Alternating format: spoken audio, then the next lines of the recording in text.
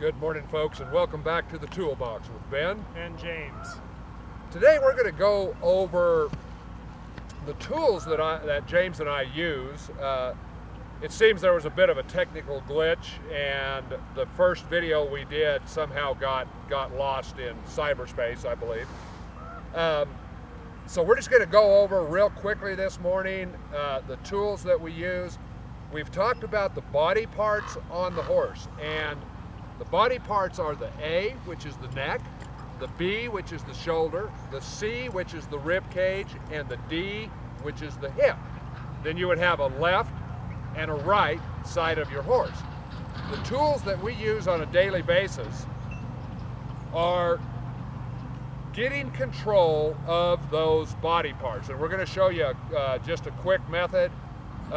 The stuff we're going to show you is stuff that those of you that have been around horses for a long time, James and I did not invent, but we put them into this system and this toolbox in order to teach you guys when we move on to different maneuvers.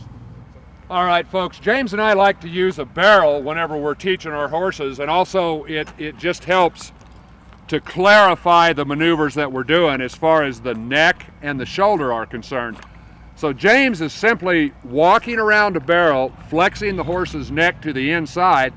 He's going to try to stay approximately the same distance from that barrel on all sides, just to make it a little more precise. And what James is looking for is a lack of resistance when he goes to pull that left rein, that horse is just giving its neck nicely as he walks around that barrel. Now, if he wants a little more bridle or a little less bridle, he can use a little right hand there just to draw that horse's nose down a little bit and to make that horse a little bit softer. So that would be the A tool that we use. Now, this horse that we're using is pretty advanced at this, so you can see there's little to no resistance when James is walking around that barrel and just asking that horse to flex its neck. The next thing James is going to do is he's going to go to the B spot, which is the shoulder. He's going to keep walking the same circle that he was walking with the A exercise. The difference is that now he's going to use more right hand and right leg, and he's going to push that shoulder out in front of him as he's walking around that barrel. And that's a really good demonstration there of very little resistance and the horse pushing that shoulder out in front of him. Again, it's right hand and right leg that he's primarily using.